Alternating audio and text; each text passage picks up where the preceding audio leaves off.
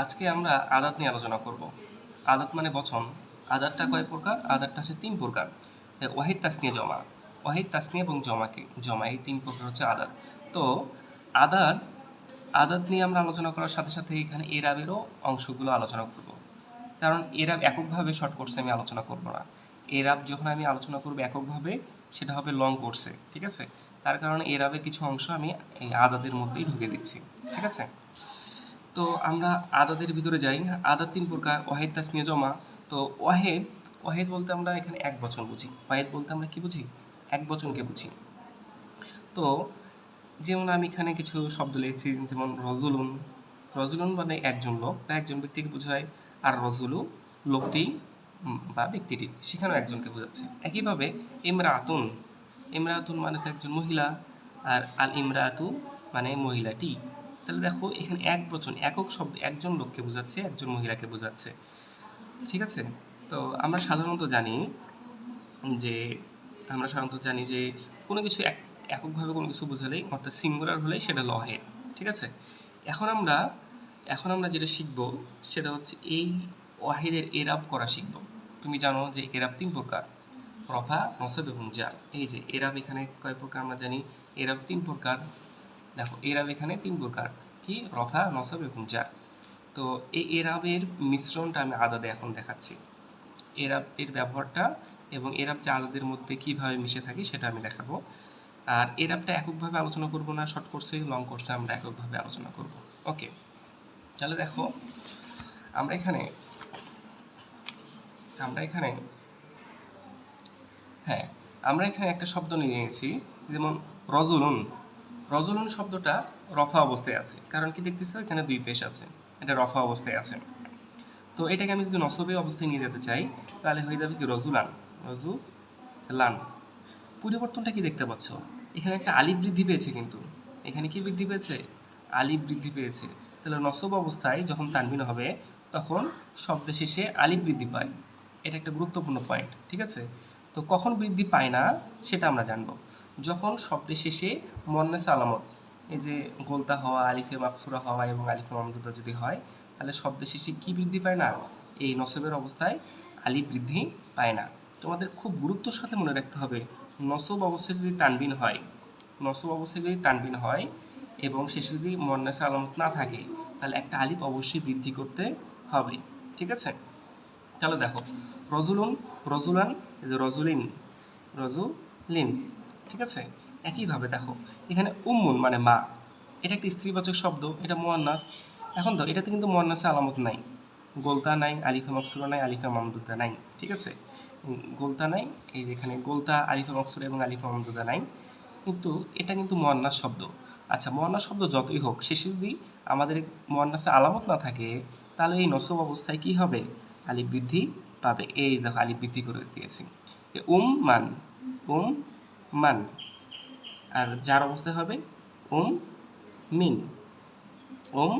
মিন। তাহলে দেখো এখন আমরা উদাহরণ নেব একটা, যেটাতে গোলতা থাকবে, ঠিক আছে? যেমন আমি উদাহরণ নিলাম ইমরাতুন।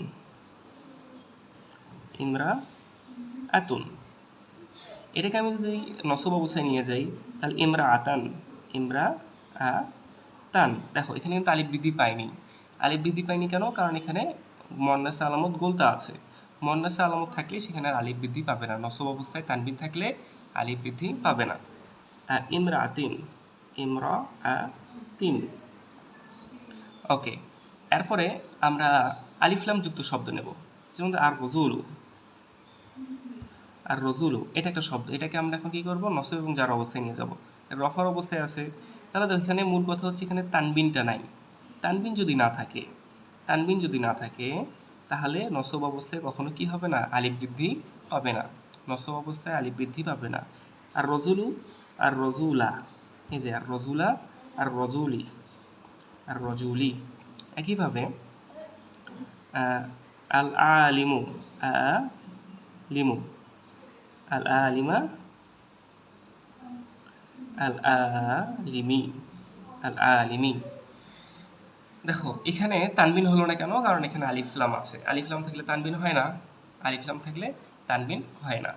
আচ্ছা, আর তানবিন না হলে নসব অবস্থায় কখনো আলিফ বৃদ্ধি পাবে না। দেখো এখানে আলিফ বৃদ্ধি পায়নি, এখানে আলিফ বৃদ্ধি পায়নি কেন? কারণ তানবিন হয়নি।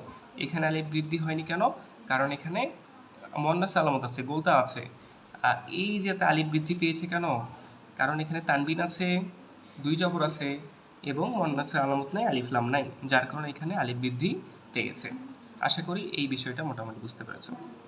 আর ওয়াহিদের বিষয়, এই বিষয়টা, এই কয়টা বিষয় আমাদের মোটামুটি মাথায় রাখতে হবে। ওকে, তাহলে এখন আমরা তাসনিয়াতে যাচ্ছি। ওকে, আমরা এখন তাসনিয়া সম্পর্কে শিখব। তাসনিয়া বলতে যেটা বোঝায় সেটা হচ্ছে দ্বিবচন বোঝায়। আর তাসনিয়া যে গঠিত হয়, তাসনিয়া ওয়াহিদের সাথে আলিফ নুন এবং আলিফ নুন এবং ইয়া নুন যুক্ত হয়ে তাসনিয়াটা গঠিত হয়। ঠিক আছে, যেমন দেখো মুসলিমুন, আমি একটা শব্দ নিয়েছি, এই মুসলিমুনকে এটা রফা অবস্থায় আছে, আমি যদি নসব অবস্থায় নিয়ে যাই তাহলে হয়ে যাবে মুসলিমান, যদি জার অবস্থায় নিয়ে যাই হয়ে যাবে মুসলিমিন। এই যে তিনটা রফা, এই যে নসব, এই যে জার, এই যে তিনটা অবস্থা, এই তিনটা অবস্থায় মুসলিমুন, মুসলিমান, মুসলিমিন, এখানে আলিফ বৃদ্ধি পেয়েছে নসব অবস্থায়। কেন বৃদ্ধি পেয়েছে? কারণ তানবিন আছে এবং তানবিন আছে এবং শেষে গোলতা নাই, বা আলিফা মাকসুরা নাই, আলিফা মামদুদা নাই। ঠিক আছে, তো মুয়ান্নাস আলামত না থাকলে আলিফ বৃদ্ধি পাবে, তানবিন থাকলে এবং মুয়ান্নাস আলামত না থাকলে আলিফ বৃদ্ধি পাবে। এখন আমি এটাকে এখন যদি মুয়ান্নাস তাসনিয়া করতে চাই, তাহলে দেখো এটা রফা অবস্থায়, রফা অবস্থায় আমি যখন তাসনিয়া করব তখন আলিফ নুন যুক্ত করতে হবে, আলিফ নুন যুক্ত করে আমাকে রফার তাসনিয়া বানাতে হবে। এবং নসব এবং জারের ক্ষেত্রে আমি যখন তাসনিয়া বানাবো তখন আমাকে ইয়া নুন যুক্ত করতে হবে। ঠিক আছে, এখন দেখো আমরা আলিফ নুন যে যুক্ত করব, করার ক্ষেত্রে এই যে আলিফ নুন যুক্ত করার আগের যে হরফ মিম, মিমের সাথে আলিফ নুন যুক্ত করব। মিমের সাথে আলিফ নুন যুক্ত করতে গেলে এই মিমের যে তানবিনটা আছে এটা উঠিয়ে দিয়ে আমাদেরকে জবর দিতে হবে। যেমন দেখো মুসলিমা, মুসলিম, এই যে মা, মুসলিমুন ছিল, এখান থেকে করে দিলাম কি মুসলিম মা। ঠিক আছে, তারপরে এর সাথে আমি কি যুক্ত করবো? আলিফ নুন যুক্ত করব, হয়ে যাবে মুসলিম, মুসলিম, মুসলিম মানে, মুসলিমা নে, এই যে আলিফ নুন যুক্ত করে দিলাম। ঠিক আছে, তাহলে দেখো আমি এরপরে মুসলিমান, মুসলিমান যখন আমি করব তখন কি হবে? এই যে মুসলিমা বানাই নেব, মুসলিমা, তার সাথে আমি কি যুক্ত করব? এখন ইয়ানুন যুক্ত করব। ইয়ানুন কেন যুক্ত করব? হ্যাঁ, আচ্ছা, আমরা মিমে জবর দিলাম এবং ইয়ানুন এখন যুক্ত করব। তো মিমে জবর দিয়ে আমাকে ইয়ানুন যুক্ত করতে হবে, মুসলি মাইনে হয়ে যাবে, মুসলি যে মাইনে, মাইনে। একইভাবে মুসলিমিন, এটার সাথে আমি যদি ইয়ানুন যুক্ত করতে চাই, মুসলিমা বসাতে হবে, প্রথমত মিমে জবর দিতে হবে এক জবর, তারপরে ইয়ানুন বসাই দিতে হবে, হয়ে যাচ্ছে মুসলি মাইনে, মুসলিম আইনে। তো তাসনিয়ার এরাবটা খুবই শক্তিশালী। ঠিক আছে, যে কোনো কিছুর তুমি যখন তাসনিয়া করতে যাবা সেখানে অবশ্যই এই নিয়মটাই ফলো করবে। ঠিক আছে, তাসনিয়ার এরাবটা খুবই শক্তিশালী এরাব, এটা কোনো এসএমকে মানে না, আলিফ নুন ইয়ানুন যুক্ত হবেই হবে। ঠিক আছে, আচ্ছা, এরপর আরও কয়েকটা উদাহরণ রয়েছে, যেমন মুনাফিকুন, মুনাফিকুন আমি যখন এটাকে তাসনিয়া বানাবো, আচ্ছা মুনাফিকুন, এটা আগে তিনটা এরাব করে নেই, মুনাফিকুন, মুনাফিকন, ফিকন, মুনাফিকিন। ঠিক আছে, আমি তিনটা এরাব করলাম, রফা, নসব এবং জার। এখন এটা আমি তাসনিয়া করতে যাব। দেখো, তো আমাদের নিয়ম অনুযায়ী প্রথমত আমরা কি করব? মুনাফিক, এখানে কি দেব? জবর দেব, কোন আছে? কা দিলাম, তারপরে আমি এখানে আলিফ নুন করে দিলাম, মুনাফিক নে, মুনাফিকাই নে, কয় নে, ফিকাইনে, ফিকাইনে। এখন সলিহুন, সলিহুন আশা করি তোমরাও পাবা, সলিহুন, সলিহান, সলিহিন, সলিহিন, এই তিনটা এটা তোমরা মোটামুটি করবা। এখন আমি তোমাকে মুয়ান্নাস দিয়ে একটা দেখাই, মুয়ান্নাস দিয়ে এই আবি দাতুন, এটা একটা শব্দ, আবিদাতুন, এই শব্দটাকে আমি যদি রফা অবস্থায় আছে নসব অবস্থায় নিয়ে যাই, আবি দা তান, আবি দা তিন। এখন এই মুয়ান্নাসটাকে আমি এখন তাসনিয়া করব। দেখো মুয়ান্নাসটাকে আমি যখন তাসনিয়া করতে চাবো আবি দা, এই যে তা আছে, তাকে এখন জবর দিতে হবে, তারপরে আলিফ নুন যুক্ত করে দিতে হবে। আবি আবিদা তানে। এখন এখানে আবার আ বি দা তা, এই যে তাতে জবর দিতে হচ্ছে, তারপরে ইয়ানুন যুক্ত করতে হবে। আবিদা তাই নে। আর আবিদা তিন, এখানেও বলে যে আ বি দা তাই নে। আশা করি বুঝতে পেরেছ যে মুয়ান্নাসের ক্ষেত্রেও তোমাকে একই রকম সবার শেষের যে হরফটা থাকবে তা, সবার শেষে এখানে তা আছে, তাতে তোমাকে জবর দিতে হবে, জবর দিয়ে আলিফ নুন যুক্ত করতে হবে। ঠিক আছে? তাহলে তুমি যেটা দেখলে তাসনিয়াতে করার সময় রফা নসব এবং জার, তাহলে তো প্রথমত আলিফ নুন জবর এবং জের, আলিফটা জবর দিয়ে করতে হবে এবং নুনে জের দিতে হবে। ইয়া নুন, যে ইয়া নুন, ইয়াটা জবর দিয়ে করতে হবে এবং নুনে জের দিতে হবে। একইভাবে যার অবস্থাও ইয়া নুন যুক্ত করতে হবে, ইয়াটা জবর দিয়ে পড়তে হবে এবং নুনে জের দিতে হবে। তাহলে রফা নসব এবং জার, এটাই হচ্ছে আমাদের তাসনিয়ার ইরাব। আশা করি বুঝতে পেরেছ। আচ্ছা, আমরা এখন জমা নিয়ে কাজ করব। তো জমা বলতে আমরা কি বুঝি? বহুবচনকে বুঝি। ঠিক আছে, বহুবচন।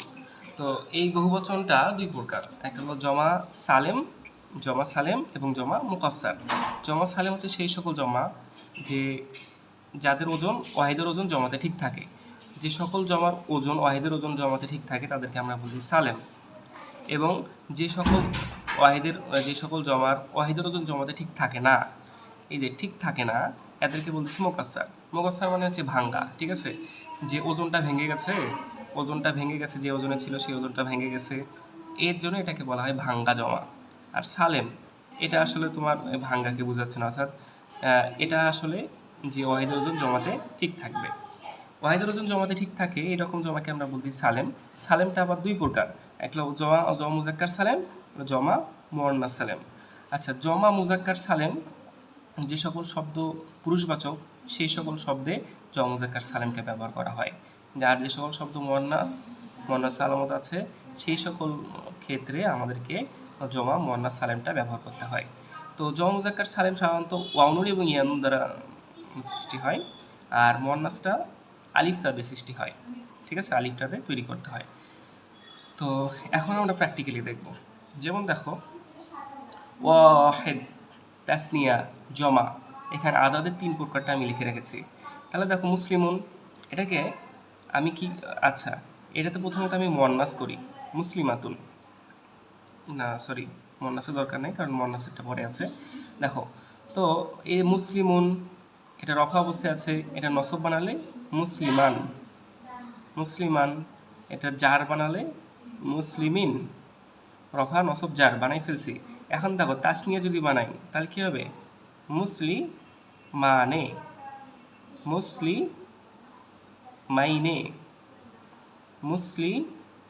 মুসলিমাইনে। তাহলে দেখো রফার অবস্থায় আমি পাইলাম রফা, নসব এবং জার, রফা নসব এবং জার, এই তিনটা ক্ষেত্রে কিন্তু আমাকে নিয়ে যেতে হবে, ওয়াহিদ, তাসনিয়া এবং জমা। ঠিক আছে, সবগুলোকে তোমার এই তিনটা ওজনেই, তিনটা এরাবেই তোমাকে বের করে করতে হবে। ঠিক আছে, তো ইরাবকে সাথে নিয়ে তোমাকে এই কনভারসেশন মানে এই বিষয়গুলো তোমাকে শিখতে হবে। এখন দেখো জমার বিষয়, তো এখানে যে মুসলিমুন ছিল, এই মুসলিমুন থেকে আমি এখন কি করব? জমা করব। কি হবে? মুসলিমুন এর সাথে কি যুক্ত করব? ওয়ানুন যুক্ত করব। দেখো কি যুক্ত করবো বলো দেখি? ওয়ানুন যুক্ত করব। দেখো এখানে আলিফকে পড়ার জন্য এখানে জবর দিছি, এখন অকে পড়ার জন্য এখানে আমি পেশ দেব। কারণ মুসলিমুন হয়ে যাবে এই যে মিমে পেশ দেব, না, মুসলিমু না। কিভাবে দিলাম? যে মিমে আমি কিন্তু পেশ দিলাম, কেন? এই যে অকে পড়ার জন্য এবং নুনে জবর। তাহলে মুসলিমুন মুসলিমুনা। এখন তো মুসলিমান মুসলিমিনা, এখানে কি ইয়াকে পড়ার জন্য শেষে জেদ দিলাম, আগে জেদ দিলাম। ঠিক আছে, আবার মুসলিমিন, এখানে তোমার মুসলিমিনা। তাহলে দেখো অকে পড়ার জন্য পেশ দিচ্ছি, ইয়াকে পড়ার জন্য যে সামনে জেদ দিচ্ছি এবং নুনে সর্বদাই জবর দিচ্ছি। ঠিক আছে, একেবারে সলিহুন, এটা কিন্তু তুমি রফা অবস্থায় আছে, নসব অবস্থায় নিয়ে যাবো সলি হান, সলি সলিহিন। তো এটাকে এখন আমরা তাসনিয়া এবং জমা জমা বানাবো। সলিহুন এটাকে আমি যদি তাসনিয়া বানাই সলি হানে, রফা অবস্থায় সলি হাইনে, সলি হাইনে হবে। এখন আমি জমা বানাচ্ছি সলি হুনা, সলি হিনা, সলি হিনা। আশা করি এই যে জমা মুজাক্কার সালেমটা তোমরা বুঝতে পেরেছো। জমা মুজাক্কার সালেম কীভাবে তৈরি করতে হয় আমরা মোটামুটিভাবে বুঝে গেছি। এরপরে হচ্ছে জমা মুয়ান্নাস সালেম কীভাবে বানাবো। তুমি জানো যে জমা মুয়ান্নাস সালেম বানাতে গেলে আলিফটা যুক্ত করতে হবে। জমা মুয়ান্নাস সালেম বানাতে গেলে কী করতে হবে? আলিফটা যুক্ত করতে হবে। কখন সেটা আমরা একটু দেখে নেই। যে শব্দের শেষে দেখো যে গোলতা আছে, শব্দের শেষে কী আছে? গোলতা আছে। এই গোলতাকে উঠাই দিয়ে তোমাকে আলিফটা বসাতে হবে। এই গোলতাকে উঠাই দিয়ে তোমাকে কী করতে হবে? আলিফটা বসাতে হবে। আচ্ছা, সবার আগে আমরা এরাবটা করি। এটা রফা, যে মুসলিমাতুন, মুসলিমাতিন, মুসলিমাতান, মুসলিমাতিন। এখন একটা তাসনিয়া বানাচ্ছি মুসলিমাতানে, মুসলিমাতাইনে, মুসলিমাতাইনে। এখন আমরা জমা বানাচ্ছি। জমাতে কি করতে হবে? এই যে তাটাকে পরিবর্তন করতে হবে কি দ্বারা? আলিফ তা দ্বারা। এই যে মুসলিমাতুন এখানে আমি বসাবো মুসলিমাতুন। এই যে মুসলিমাতুন ছিল, এখানে আমি গোলতাটাকে আমি আলিফ এবং তা দ্বারা পরিবর্তন করলাম। তাহলে দেখো এই যে গোলতাকে আমি কি দ্বারা পরিবর্তন করছি? আলিফ তা দ্বারা পরিবর্তন করছি। এখন দেখো মুসলিমাতান আছে, তাহলে এখানে কি বসাবো? মুসলিমা হয়ে যাবে 3।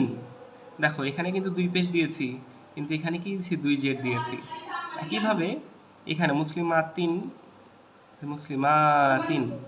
মুসলিমাতিন এটাকে আমি যদি জমা করতে চাই, এখানে কি মুসলিমাতিন। তাহলে তুমি দেখতে পাচ্ছ এখানে আমি কিভাবে জমা করলাম। রফার অবস্থায় তাই 2 পেশ দিয়েছি, এবং নসব এবং জারের অবস্থায় কি দিয়েছি? 2 জেড দিয়েছি। ঠিক আছে, তাতে 2 জেড হয়েছে। অর্থাৎ এই জমা মুয়ান্নাস সালেমে আলিফতাতে যে এরাবটা হবে সে তুন আর তিন, তুন তিন, এই দুইটা এরাব হবে। ঠিক আছে, তুন তিন, তুন হবে রফা অবস্থায়, তিন হবে নসব এবং জার অবস্থায়। ঠিক আছে, একইভাবে দেখো এখানে আমরা জমা মুজাক্কার সালেমের ক্ষেত্রে কি পেলাম? জমা মুজাক্কার সালেমের ক্ষেত্রে এই যে ওয়াউনুন এবং ইয়ানুন, ওয়াওকে পড়তে হবে পেশ দিয়ে, ইয়াকে পড়তে হবে জেড দিয়ে। ঠিক আছে, ওয়াওকে পেশ দিয়ে পড়তে হবে মানে কি? ওয়াওয়ের আগে যে হরফটা বসবে সেটা তোমাকে পেশ দিতে হবে, এবং ইয়া এর আগে যে হরফটা বসবে সেটাকে তোমাকে কি দিতে হবে? জেড দিতে হবে। জেড দিয়ে পড়তে হবে, এবং নুনে সর্বদাই জবর দিতে হবে। মুসলিমুন মুসলিমুনা, মুসলিমান মুসলিমিনা, মুসলিমিন মুসলিমিনা। ঠিক আছে, আশা করি এই যে জমা মুজাক্কার সালেম এবং জমা মুয়ান্নাস সালেম তোমাদের মোটামুটি কন্ট্রোলে চলে আসবে। একটু দেখে প্র্যাকটিস করো, ইনশাল্লাহ হয়ে যাবে। আচ্ছা, এরপরে আমরা যে বিষয়টা শিখব সবচেয়ে গুরুত্বপূর্ণ বিষয়। এখন আমরা একটা এসএমকে এই 4টা বৈশিষ্ট্য দিয়ে আমরা বিচার করব। দেখো আমি একটা এসএম নিচ্ছি যে মুসলিমুন, মুসলিমুন, এই এসএমটা মুজাক্কার। এই এসএমকে এখন ব্যাখ্যা করো। এখানে কি আলিফ লাম আছে? নাই, তার কারণে এই এসএমটা কি? নাকেরা হবে। ঠিক আছে, 4টা বৈশিষ্ট্য এখন তোমাকে বলতে হচ্ছে। মুসলিমুন এটা হচ্ছে নাকেরা। এখন দেখো এটা কয় বচন? আদাত কি? এটা 1 বচন, তার জন্য ওয়াহেদ। এখন এটা জিন্স কি? মুজাক্কার না মুয়ান্নাস? এটা তো মুজাক্কার, কারণ মুয়ান্নাসের কোনো আলামত নাই। এবং এটার এরাব কি? 2 পেশ আছে, তার জন্য এটার এরাব হচ্ছে রফা। ঠিক আছে, এই একটা ইসমের আমি এই 4টা বৈশিষ্ট্য বর্ণনা করে ফেলছি। মারিফা নাকিরা বর্ণনা করে ফেলছি, আলাদ বর্ণনা করে ফেলছি, জিন্স, এরাব, এই 4টা জিনিস আমি বর্ণনা করে ফেলছি। এখন এই পাশে আমি বললাম যে মুসলিমাতুন, মুসলিমাতুন, এটা কি হবে? এটাও আপনার নাকেরা, এটাও নাকেরা। এটা মারিফা নাকিরা নাকেরা হয়েছে। এটা আদাত কি হয়েছে? এটা ওয়াহিদ হয়েছে। এটা জিন্স কি? এটা মুয়ান্নাস। কেন মুয়ান্নাস?